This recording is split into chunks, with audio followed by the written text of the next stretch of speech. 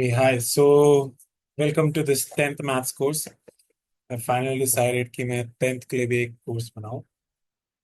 Already 9th का maths का course मैं बना चुका हूँ, वैदिक मैथ्स का कोर्स बना चुका हूँ जो यूट्यूब पे अब अवेलेबल है। तो प्यारे बच्चों, अब मैं 10th का 11th का मैथ्स कोर्स बना रहा हूँ। अब ये 10th का मैथ्स कोर्स का ये इंट्रोडक्शन है और हम चैप्टर पहला भी स्टार्ट करेंगे इसमें। लेकिन उससे पहले मैं बताना चाहता हूँ इंट्रोडक्शन में कि आपके पेपर का पैटर्न क्या है। अगर आपका ये नया सेशन स्टार्ट हुआ है, आपको पता होना चाहिए पेपर का क्या पैटर्न होता है 10th क्लास में। सो ये क्वेश्चन पेपर डिजाइन है जैसे आपने 9th में दिया है, ऑलमोस्ट वैसा ही पैटर्न होता है। जैसे आप देख सकते हैं 5 सेक्शंस होंगे, 18 MCक्यू और 2 असोसिएशन रीजनिंग के क्वेश्चन होंगे, तो 20 नंबर तो ये होंगे। फिर वेरी शॉर्ट 5 क्वेश्चन होंगे, उसमें 2 क्वेश्चन में इंटरनल चॉइस होगी। शॉर्ट आंसर वाले 6 होंगे सेक्शन सी में, उसमें भी ये 3 नंबर के होते हैं। इनमें क्या होगी, 2 क्वेश्चन में इंटरनल चॉइस। लॉन्ग आंसर 4 होंगे जिसमें 2 क्वेश्चन में इंटरनल चॉइस। और केस स्टडी जो आपको पता है, केस स्टडी अब MCक्यू वाले नहीं होते, पूरा सॉल्व करने वाले होते हैं। अब ये जो यहाँ पे ये जो 12 नंबर है और यहाँ पे ये जो 12 नंबर है, let me- ये 12 नंबर और ये 18, सॉरी ये 20 नंबर, यही सारा गेम है। जो इन 32 नंबर में सबसे ज्यादा स्कोर करके वो अच्छा करेगा, क्योंकि ये तो कर ही लेते हैं बच्चे, थ्योरम से एनसीईआरटी से काफी आते हैं। तो इसके लिए सारा गेम खेला जाएगा इस कोर्स में मेनली।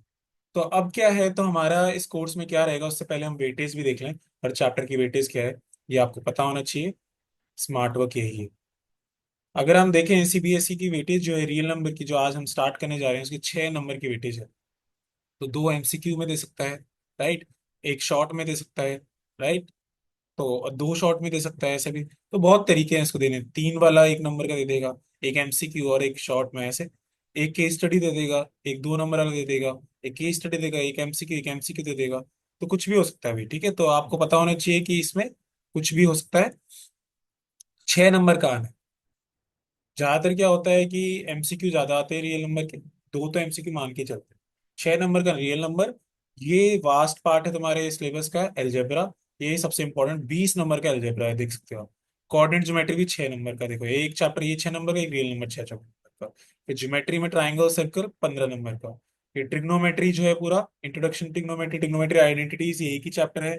और फिर ये अगला चैप्टर है, ये 12 नंबर का है। और फिर ये तुम्हारा मेंसुरेशन जो है 10 नंबर का। और स्टार्ट्स एंड प्रोबेबिलिटी 11 नंबर, ठीक है। तो इतना हमारा सिलेबस है। और हम रियल नंबर स्टार्ट करने वाले हैं, हमें 6 नंबर पक्के करने हैं, 80 मार्क्स का ये पेपर होगा। 20 नंबर तुम्हारे इंटरनल असेसमेंट के होते हैं। अब हमारे स्कोर्स का पैटर्न क्या रहेगा वो पहले बता देता हूँ, ताकि आपको पता रहे कि पढ़ना कैसे है। पहले मैं आपको एनसीईआरटी करवाऊंगा, ऑफ कोर्स एक एक क्वेश्चन करेंगे हम, एनसीईआरटी कंसेप्ट करेंगे सब। उसके बाद नेक्स्ट वीडियो या फिर उसी वीडियो में एग्जाम्पलर होगा। उसके बाद एक वीडियो होगी जिसमें MCक्यूज पढ़ेंगे हम, ओनली MCक्यूज एंड असर्शन रीजनिंग। और फिर एक ही वीडियो होगी जिसमें केस स्टडी होगा, केस स्टडी होगा। और ये MCक्यू और असर्शन रीजनिंग के साथ साथ ही मैं PYQs मतलब प्रीवियस ईयर क्वेश्चंस भी करवाऊंगा, ठीक है। तो 4 वीडियोस मिनिमम एक चैप्टर की तो होगी ही। आई नो सर इतना सारा एक 6 नंबर के लिए, हाँ भाई।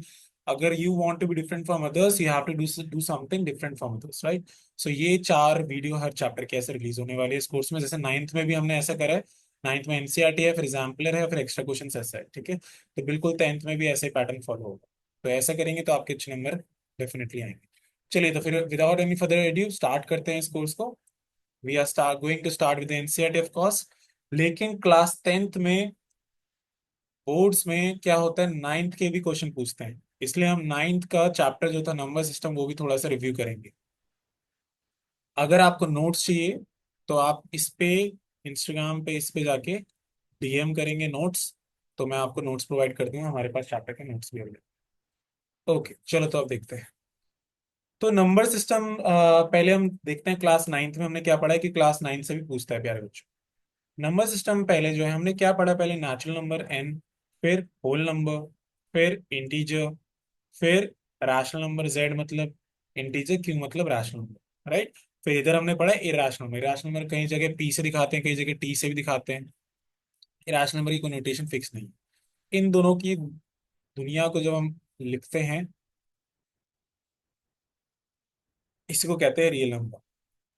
और कॉम्प्लेक्स नंबर आप पढ़ोगे क्लास 11, ठीक है। तो all natural number are whole number, all whole numbers are integer, all integers are rational number, right. All irrational number are real number, लेकिन इन दोनों में कोई रिलेशन नहीं होता, ये दोनों अलग होते हैं, ठीक है। तो ये सारी स्टेटमेंट आपने क्लास नाइन्थ में पढ़ रखी है कि all natural number are whole number, क्या ये ट्रू है? Yes. All whole number are in natural number, ये फॉल्स है, उल्टा तो नहीं हो सकता है, राइट? नेचुरल नंबर छोटा है डब्ल्यू से। तो इस तरह के क्वेश्चन आपने सारे पढ़ रखे हैं। All whole number are integer, yes. All integers are rational number, yes. Right, क्यों? मतलब रैशनल। हम रैशनल नंबर और इरेशनल नंबर के बारे में थोड़ा और डिटेल में बात करेंगे, क्योंकि हमें उससे ज्यादा लेना देना है, क्लास नाइन्थ का स्पेशली। सो रैशनल नंबर क्या होता है? फर्स्ट ऑफ ऑल जो आपने पढ़ रखा है वही करते हैं। रैशनल नंबर वो होता है जिसको आप पी बाई क्यू फॉर्म में लिखते हैं, आपको पता है। P and q are integers and q is not equal to zero. What is the difference between rational number and fraction? Fraction में जो होता है ये पी बाई क्यू फॉर्म में ही होता है, लेकिन पी और क्यू क्या होते हैं? पॉजिटिव होंगे, ये इंटीजर नहीं होंगे, ये are these are natural numbers, ठीक है। कभी भी नेगेटिव फ्रैक्शन नहीं होता, लेकिन अगर नेगेटिव आ जाएगा तो रैशनल नंबर हो जाएगा। इसलिए आप कह सकते हो बिल्कुल कि all fractions are rational number, are rational number. देखिए अभी मैंने टेंथ का स्टार्ट भी नहीं किया है, all rational number are fractions. ये कोर्स उन बच्चों के लिए बिल्कुल नहीं है जिनको लगता है कि 20 मिनट में भूबा ही करवा दो चैप्टर, ठीक है। वो यूट्यूब पे बाकी जो लोग करते हैं वो वहां से कर लेंगे। लास्ट ईयर यही हुआ था। जिन बच्चों को ऐसा लगा कि एंड में पढ़ लेंगे और अच्छा हो जाएगा, नहीं, शौक लगा बच्चों को, तो इसलिए कंसेप्ट अच्छे से होंगे वो ही अच्छा करेगा। वो सीबीएसई ने दिखाया है इस साल, ठीक है। तो अगर आपको कंसेप्ट अच्छे से पता होंगे तो कैसा भी घुमा के पूछे सीबीएसई आप कर लेंगे, ठीक है। That is what is the purpose of my course. Okay, now ये दोनों में अंतर पता चल गया। उसके बाद हमने पढ़ा था इरेशनल नंबर। इरेशनल नंबर आपने क्या पढ़ा? वो नंबर जिसको आप पी बाई क्यू फॉर्म में नहीं लिख सकते। देखिए इतना तो आपने पढ़ा था, लेकिन अब प्रॉपरली जो पढ़ा था वो ये है, टाइप्स ऑफ डेसिमल एक्सपेंशन, जो इंपॉर्टेंट है, जो टेंथ में भी पूछता है। क्लास नाइन्थ में आप पढ़ के आए हैं, लेकिन मैं फिर से बता रहा हूँ। तीन टाइप्स ऑफ डेसिमल एक्सपेंशन होते थे प्यारे बच्चे, अगर आपको याद हो। पहला क्या होता था? Terminating, terminating decimal expansion, mind mind writing please. दूसरा non terminating but repeating, and तीसरा non terminating and non repeating. Terminating क्या होता है? जो टर्मिनेट हो जाए, जैसे 3/2 = 1.5 टर्मिनेट हो गया। नॉन टर्मिनेटिंग क्या होता है? जो टर्मिनेट ना हो, रिपीट होता रहे, ऐसे, है ना। इसको आप ऐसे भी लिख सकते हैं 0.3 के पर बार। नॉन टर्मिनेट नॉन रिपीटिंग क्या होता है? ना ही टर्मिनेट हो ना ही रिपीट हो, राइट। ना ही टर्मिनेट हो ना ही रिपीट हो। बाय द वे ये क्या चीज है? पाई है। Pi is a irrational number, अभी बताएंगे ये भी। अगर ये दोनों कैटेगरी होते हैं तो रैशनल नंबर होता है, याद रहे। और अगर दोनों में नॉन है, दोनों में नेगेशन है, तो नेगेशन इसमें भी होगा, तो इरेशनल, ठीक है। Pi is an irrational number, ये भी पता होना चाहिए, कभी कभार पूछ लेते हैं। Because it is non terminating non repeating की वैल्यू। ये जो वैल्यू होती है अज्यूम करी जाती है, एक्चुअली में ये वैल्यू नहीं होती है, ठीक है। एक्चुअली में ये वैल्यू होती है जो ना ही टर्मिनेट होती ना ही रिपीट होती, जो अभी तक हम फाइंड कर रहे हैं मिलियन डिजिट्स तक, ठीक है। तो ये बात हो गई क्लास नाइन्थ की, लेकिन क्लास नाइन्थ की और बातें करनी है हमें। तो इरेशनल नंबर हमें पता चला जिसको हम पी बाई की फॉर्म में नहीं लिख सकते, जो नॉन टर्मिनेटिंग और नॉन रिपीटिंग हो, और जो स्क्वायर रूट के अंदर इम्परफेक्ट हो।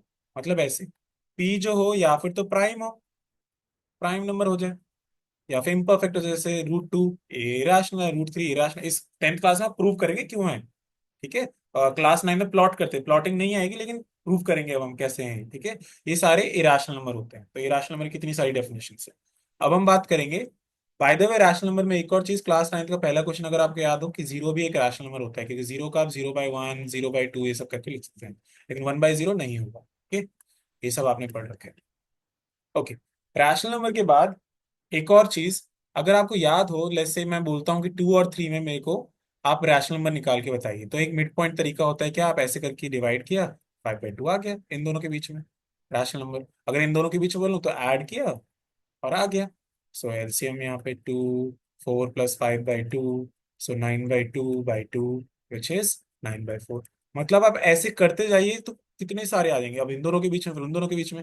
मतलब एक स्टेटमेंट, बहुत ही important statement, there are there are infinitely many rational number between two rational number. ये स्टेटमेंट बहुत important, between two rational number, MCQs में आ सकता है। हालांकि मैं करवाऊंगा एमसीक्यू स्टिल, ठीक है, कंसेप्ट पढ़ रहे हैं ना अभी। तो there are infinitely many rational number between two rational, ठीक है। तो अगर आपको कभी भी रैशनल नंबर बीच बीच में निकालने हैं, एक और तरीका होता है, इसको कहते हैं हम एलसीएम मेथड। जैसे दोनों का डिनोमिनेटर सेम है, तो ऊपर नीचे आप 10 से मल्टीप्लाई कर दीजिए, किसी भी नंबर से कर दीजिए, 10 से क्या। अगर डिनोमिनेटर सेम है, डिनोमिनेटर सेम नहीं है तो एलसीएम से आप सेम करिए। 30/10। अब देखिए आराम से कितने भी निकालो, 21/10, 22/10, 23/10। अब ये क्लास 9th का ही पढ़ा रहा हूँ, ठीक है, ऐसे कितने भी निकालो 9 निकल जाएंगे। लेकिन अगर मान लो डिनोमिनेटर सेम ना हो, तो पहले आप डिनोमिनेटर सेम करें।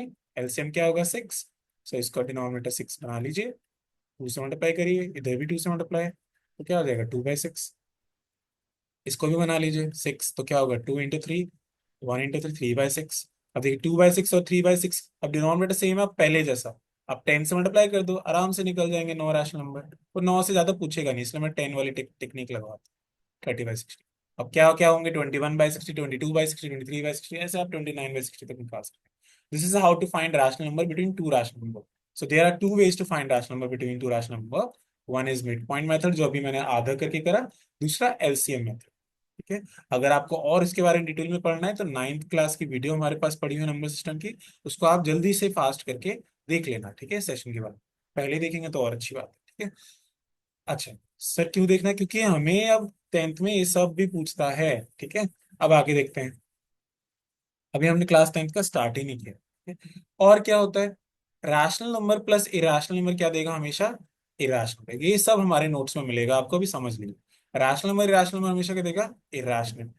Non zero, non zero rational into irrational क्या होता है, irrational. Non zero rational divide by rational क्या होता है, इरेशनल।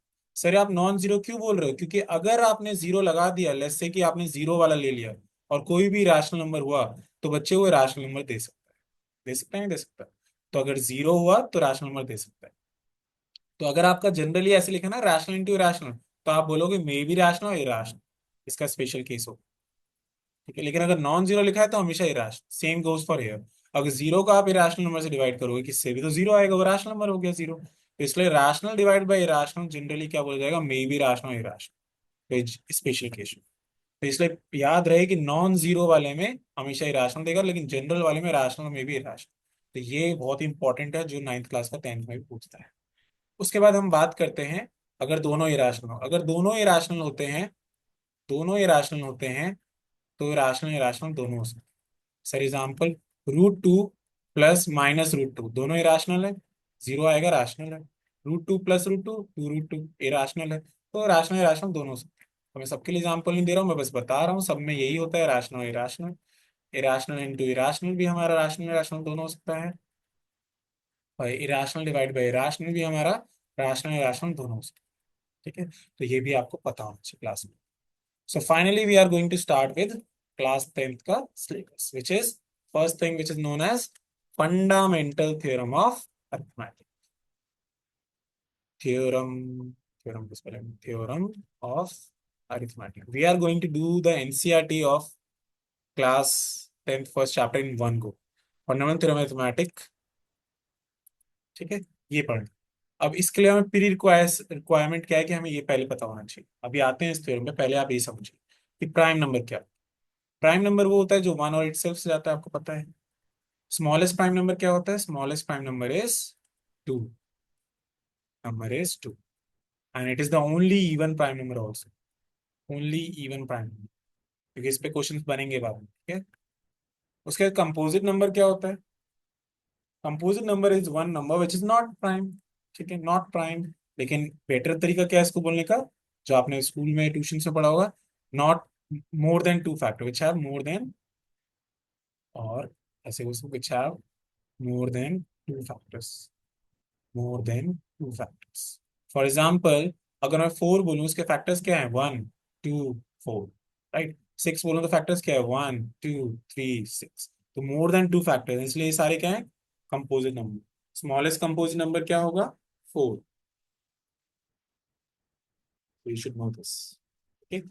सो कंपोजिट नंबर में मोर देन टू फैक्टर्स होते हैं, जो प्राइम नहीं होगा कंपोजिट होगा डेफिनेटली, ठीक है। तो ये हमने बात करी। अब हमें ये पता चल गया, तो फंडामेंटल थ्योरम ऑफ अरिथमेटिक देखते हैं वो क्या। फंडामेंटल थ्योरम ऑफ अरिथमेटिक कहता है that every composite number can be expressed as a product of primes, and this factorization is unique apart from the order in which it is written. So what we meant by it is every composite number can be expressed as product prime. For example, let's say I took 12. Now, if I write the prime factorization of this will be 2 into 2 into 3, right? I hope you know what is the prime factorization of this. 1 is not a prime, so you cannot take 1 here. सो अब क्या बोलने की कोशिश कर रहा है कि अगर आप इसका प्राइम फैक्टराइजेशन करेंगे तो और कोई प्राइम फैक्टराइजेशन नहीं मिलेगी। ऑर्डर कुछ भी हो सकता है, ऑर्डर आप ऐसे लिख लें, ये एक ही बात है। ऑर्डर आप ऐसे लिख लें, एक ही बात है। सो ये बोलने की कोशिश कर रहा है कि और कोई प्राइम फैक्टराइजेशन इसकी नहीं होगी, यही होगी, यूनिक है। That is what is meant by this theorem. अब इस सर इसका यूज कैसे, जैसे एक क्वेश्चन आता है, देखिए क्या क्वेश्चन होता है। बाय उस क्वेश्चन से पहले एक और चीज, अगर कोई भी चीज जीरो से एंड कर रही है, and with digit zero, digit zero, उसके प्राइम फैक्टराइजेशन में हमेशा 2 और 5 जरूर। जैसे अगर मैंने 20 बोला, 20 का प्राइम फैक्टराइजेशन बच्चे ये है, तो आपने देखा इसके प्राइम फैक्टराइजेशन में 2 और 5, क्योंकि इसके एंड में जीरो। 10 लिया, 2 और 5 का तो होता ही है। 40 ले लो, कोई सा भी ले लो, इसका प्राइम फैक्टराइजेशन ये है। तो अगर आप देखेंगे 5 और 2, राइट, जब भी आप कोई लेंगे जिसमें जीरो से एंड हो रहा है, हमेशा उसके प्राइम फैक्टराइजेशन में क्या होगा, 2 और 5 दोनों होने चाहिए, एक नहीं, एक नहीं होना चाहिए, दोनों होने चाहिए अगर जीरो से एंड हो रहा है, राइट। तो that is the logic that you understood. तो सेम इसके बेसिस पे एक क्वेश्चन आता है जिसे हम कहते हैं चेक, चेक वेदर 4 की power n ends with digit zero, digit zero. आपको चेक करना है क्या कभी 4 की पावर n जीरो से एंड होगा, तो आपको इसको ऐसे लिखो, 4 की पावर n का प्राइम फैक्टराइजेशन 2 into 2 की पावर n ये होगा। Now if you see, since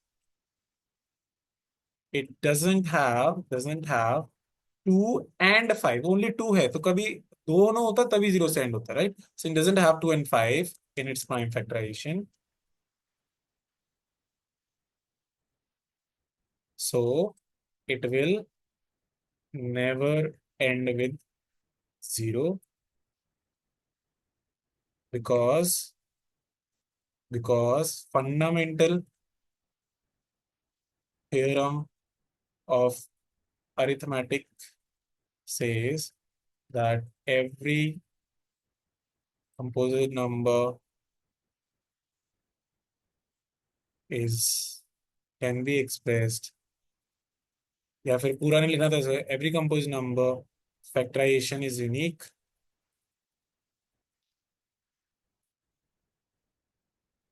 sir आपने इतना ही क्यों लिखा, पूरा भी लिख दो, कोई दिक्कत नहीं है। आप यहाँ पे भी इतना भी छोड़ सकते, because of fundamental theorem of arithmetic, ठीक है। क्यों, क्योंकि भाई इसका मतलब ये है 2 and 5 तो नहीं है, और कोई इसकी फैक्टराइजेशन एग्जिस्ट भी नहीं करती, तो इसलिए कभी ये जीरो से एंड ही नहीं होगा। No, it doesn't end with, आप, so it will never end with zero, ठीक है, बिकॉज ऑफ फंडामेंटल। आप यहाँ तक भी छोड़ सकते हैं और पूरा भी लिख सकते हैं, दोनों ठीक है, ठीक है। ऐसे ही आपके बहुत सारे क्वेश्चन बनते हैं। 6 की पावर n, क्या 6 की पावर n कभी एंड होगा, एनसीईआरटी में एक क्वेश्चन है, ठीक है। देखिए, क्या कभी 6 की पावर n जीरो से एंड होगा, चेक वेदर 6 की पावर n, तो वही फिर से इसका प्राइम फैक्टराइजेशन करिए, 2 into 3 की पावर n, राइट। उससे फिर से वही लिखेंगे, since it doesn't have 2 and 5 in its factorization, thus by using, देखिए इंग्लिश तो आप अपने मन से लिख सकते हैं, thus by using fundamental theorem of arithmetic, पूरा लिखना है, it will never end with zero, it's zero। So I hope आपको ये वाला टाइप क्लियर हो गया होगा। आप एक खुद से ट्राई करिए 12 की पावर n वाला, ठीक है। अच्छा, अब आपको चेक करना है, एक और क्वेश्चन करते हैं, explain why this are composite number.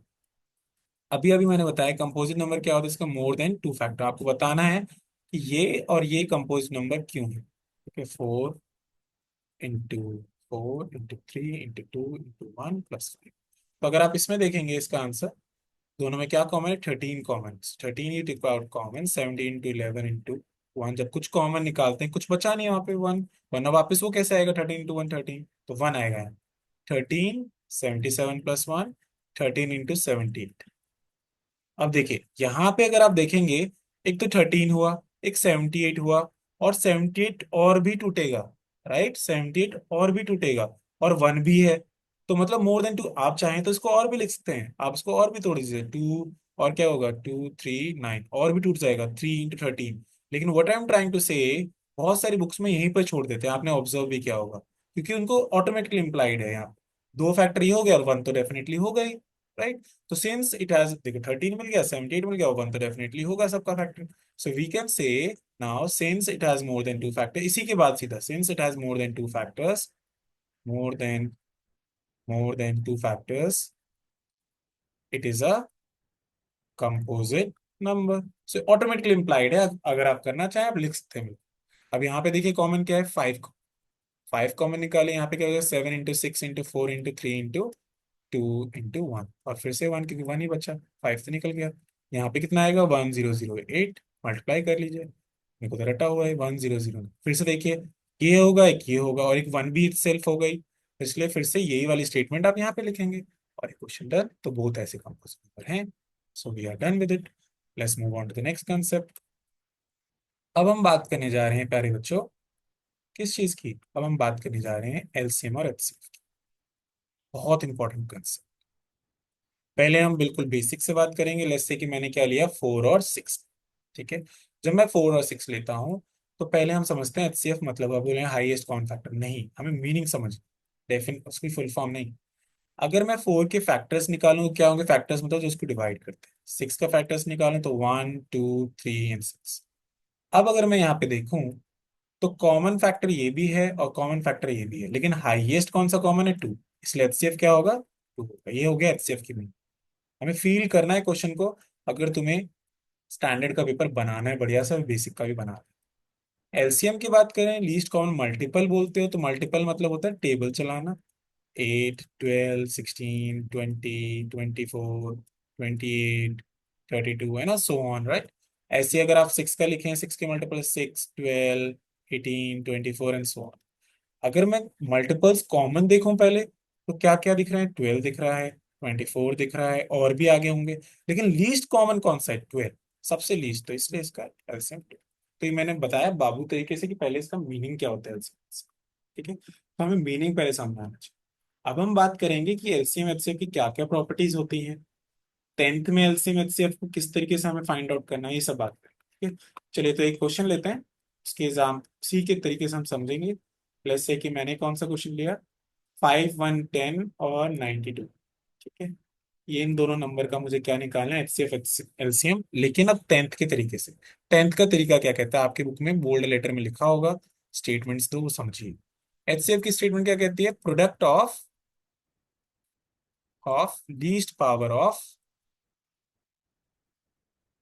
Common prime factors, बहुत इंपॉर्टेंट, इस पे बहुत एमसीक्यूज बनते हैं। एलसीएम एचसीएफ बहुत इंपॉर्टेंट टॉपिक है आपके इस chapter. LCM product of highest power of all the factors. बहुत ही इंपॉर्टेंट बात यहाँ पे नोटिस करने वाली ये है, यहाँ पे कहता है product of least power of common prime factor, और यहाँ पे कहता है highest power of all the factors, ठीक है। अब इसको समझेंगे क्या, पहले आपने प्राइम फैक्टराइजेशन किया, प्राइम फैक्टराइजेशन आई होप आपका आता होगा। प्राइम नंबर से डिवाइड करना, 2 से नहीं जाएगा, किससे जाएगा ये, जाएगा 3 से, राइट। फिर किससे जाएगा, फिर जाएगा 5 से, 5 1 एंड देन 5 7, राइट, 72।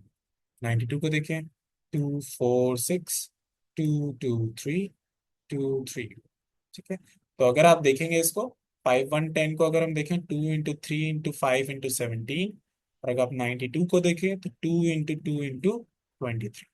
तो अगर आप इन दोनों में अब देखें, अगर मैं बात करूँ, इसको पावर फॉर्म में लिख लीजिए, पावर फॉर्म में लिखेंगे ज़्यादा बेटर है, इसको भी लिख सकते हैं, ठीक है। अब मैं बात करता हूँ आपसे दोनों की, राइट। हम दोनों का निकालते हैं, इन दोनों का एचसीएफ क्या है, product of least power of common prime factor. पहले आप कॉमन देखिए, कौन सा नंबर कॉमन है, 2 है, उसमें लीस्ट पावर, एक में 1 है, एक में 2 है, तो लीस्ट क्या है, 1, तो इसलिए इन दोनों का एचसीएफ क्या होगा, 1। अब एलसीएम निकालते हैं, एलसीएम क्या होता है, ऑल द फैक्टर्स, तो पहले ऑल द फैक्टर जो भी दिख रहे हैं आपको, 2 दिख रहा है, 3 दिख रहा है, 5 दिख रहा है, 17 दिख रहा है और 23 दिख रहा है, फिर उनकी कौन सी पावर हाईएस्ट, 1 और 2 में 2 हाईएस्ट, बाकी सब में तो 1 ही है, तो 1 ही होगा। 4 इंटू, फिर 5 3 15, 17 इंटू, जब हम इन दोनों को मल्टीप्लाई करेंगे so will get the answer. चलिए मल्टीप्लाई करते हैं। 60, 17 इंटू 23, 23 को 17 से कर लीजिए, 21, 1 3 3, 1 2 2, 193, 391 को 6 से कर लीजिए, 6 6 54, 6 18, 2 3 4 6, ठीक है ये आ गया। तो हमने देखा एलसीएम भी आ गया, एचसीएफ भी आ गया। अच्छा, तो ये फंडा है इसका। इसको अगर मैं जनरली बोलूं तो देखिए, जैसे मान लीजिए एक नंबर है, उसका ये है प्राइम फैक्टराइजेशन, जनरली बोल रहा हूँ, और इसका है कोई प्राइम फैक्टराइजेशन भी। अगर मैंने बोला कि पी और क्यू दो नंबर है, उनका प्राइम फैक्टराइजेशन ये है, और मैंने यहाँ पे ए और बी प्राइम नंबर, मैंने बोला इन दोनों का एचसीएफ बताओ। तो एचसीएफ क्या होता है, प्रोडक्ट ऑफ लीस्ट पावर और कॉमन प्राइम फैक्टर। कॉमन दोनों में क्या है, ए और बी, पहले प्रोडक्ट कर दिया। उसमें लीस्ट पावर, दोनों में लीस्ट पावर क्या है, 2 है लीस्ट पावर ए की, और बी में 3 है, तो इस इन दोनों का एचसीएफ जो होगा वो ये होगा। और अगर मैं एलसीएम बात करूं तो पहले ऑल द फैक्टर्स, तो ऑल द फैक्टर्स मतलब ए और बी दोनों ले लिए, ठीक है। अगर मान लो यहाँ पे सी होता है ऐसे लिखो, तो आप सी भी लेते हो, ठीक है। तो अब क्या करा इसमें, हाईएस्ट पावर, तो ए की हाईएस्ट पावर 3, अभी 4, तो एलसीएम ये होगा। वैसे एक और एग्जांपल दे दिया मैंने, मान लो कि मेरे पास कुछ प्राइम फैक्टराइजेशन है एक नंबर का, देयर इज अ नंबर जिसका प्राइम फैक्टराइजेशन ये है, और एक और नंबर है उसका प्राइम फैक्टराइजेशन ये है।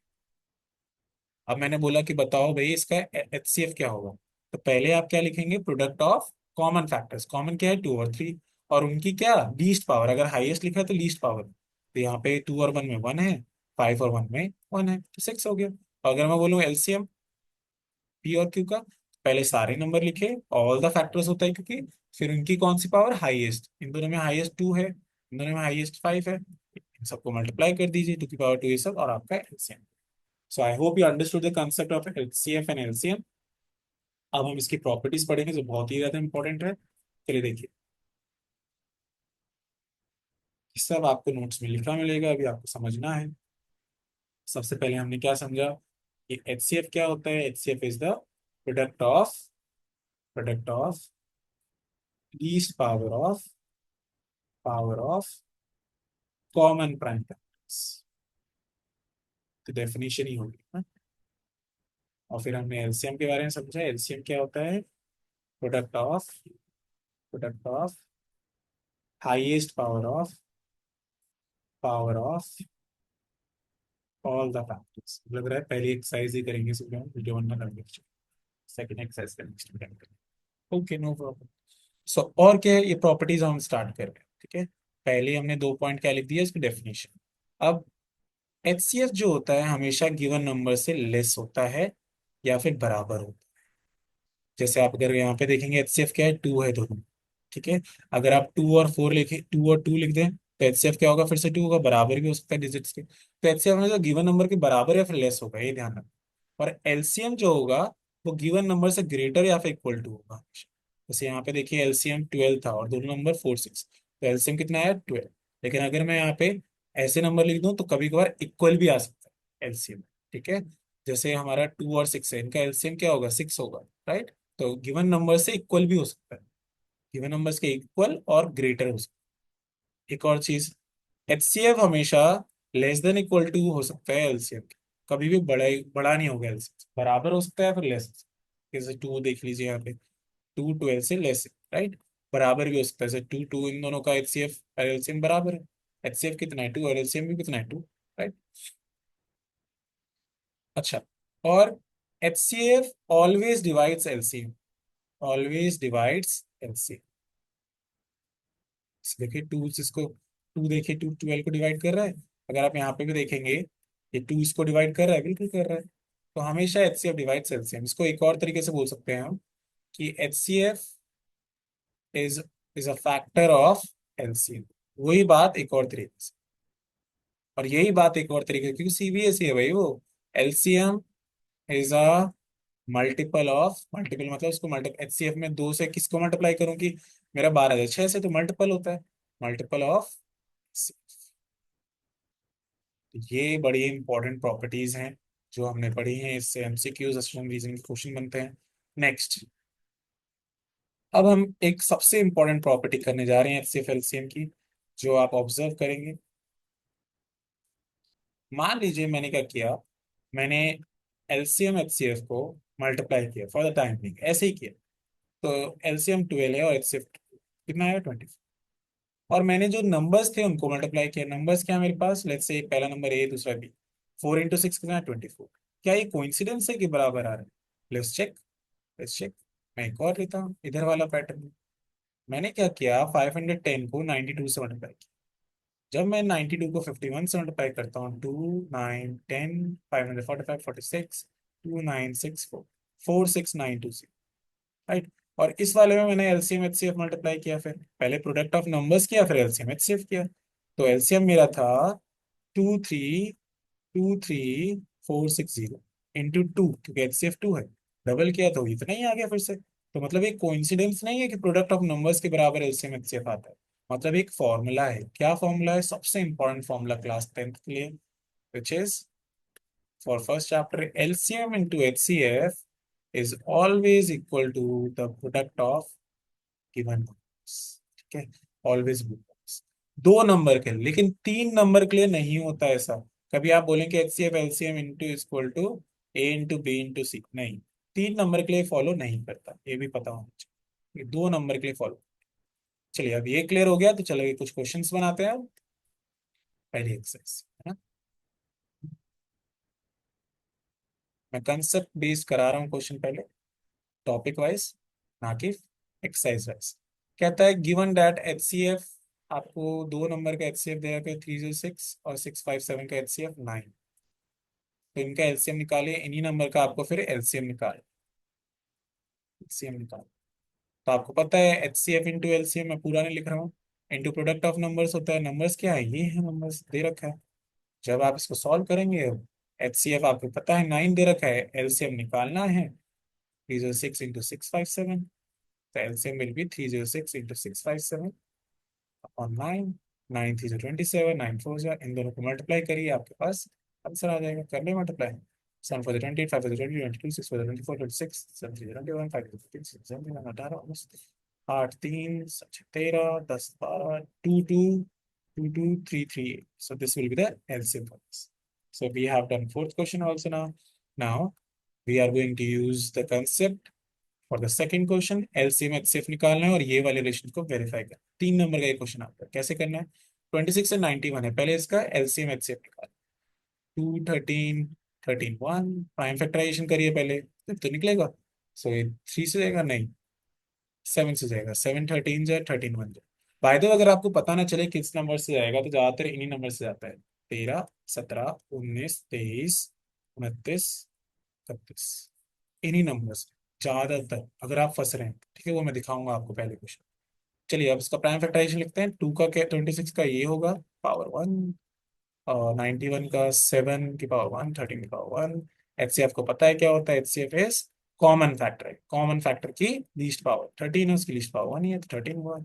एलसीएम क्या होगा, एलसीएम के लिए आप यहाँ पे क्या करिए, ऑल द फैक्टर्स लिखिए पहले और उनकी लीस्ट पावर ये है।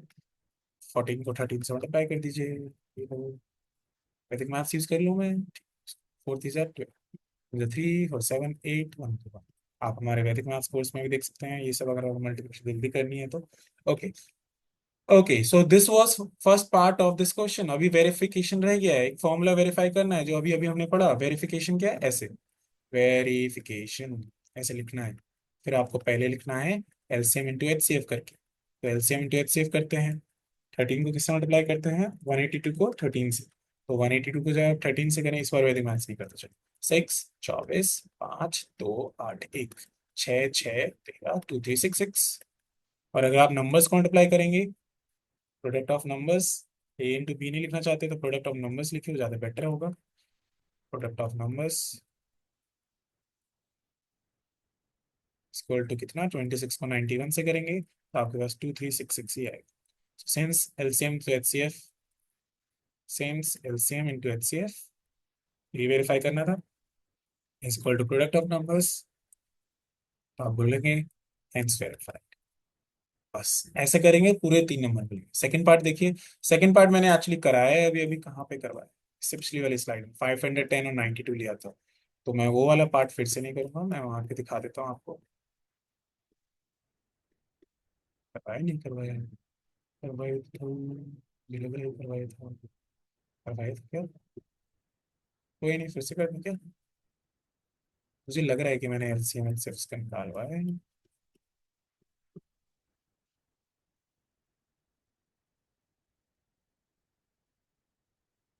ये रहा मिल गया।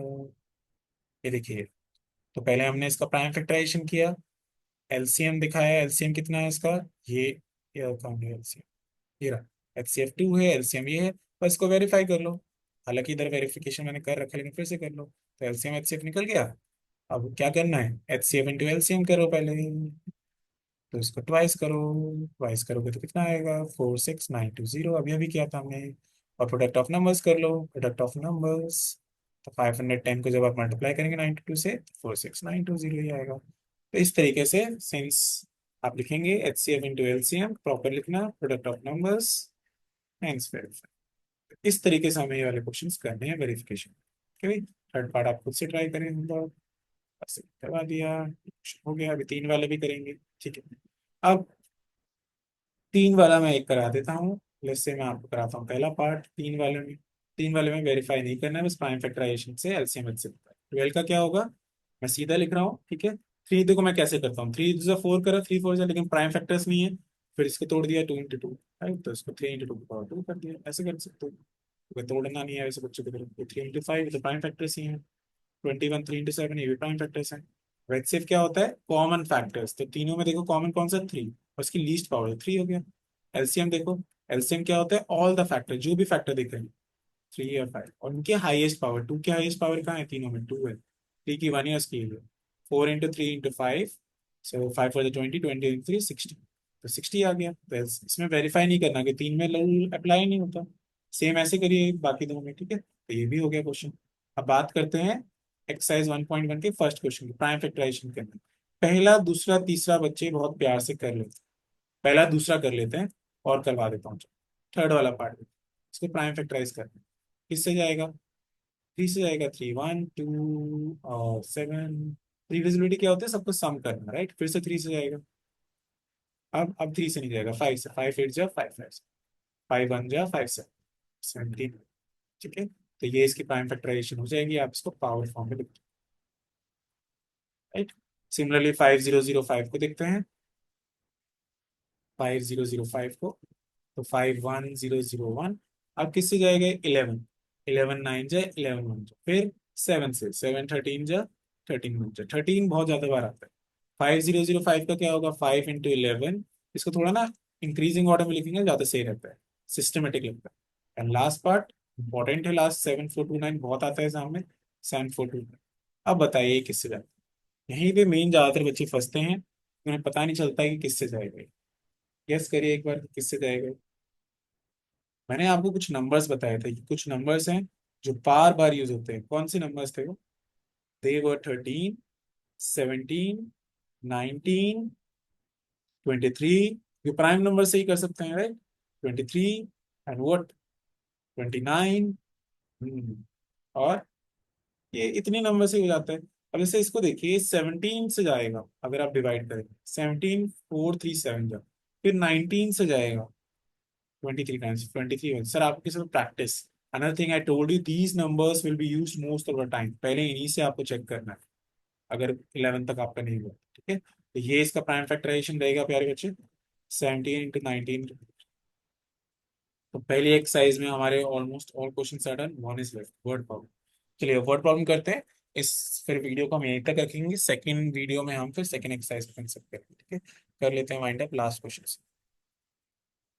Last question is a word problem of LCM HCF, which we are going to do a lot in the fourth video, the last video, जो मैंने आपको पैटर्न बताया वीडियोस का। Seventh question, there circular path around a sports field. तो एक sports field है, सोनिया जो है 18 मिनट लेती है एक राउंड को लगाने में, 18 मिनट। और उसी राउंड को लगाने में रवि क्या करता है, 12 मिनट लेता है, उसी राउंड को लगा, 12 मिनट, रवि 12 मिनट में। तो बोल रहा है कि सपोज दोनों एक ही पॉइंट से स्टार्ट करते हैं और रन करना स्टार्ट करते हैं, तो कितने टाइम बाद दोनों मिलेंगे। पहले बिना एचसीएफ एचसीएम के देखिए। अगर मैं इसको करता हूँ, रवि को देखता हूँ, तो रवि 12 मिनट, फिर 24 मिनट, फिर 36 मिनट, 36 मिनट के बाद यहाँ होगा रवि। यस।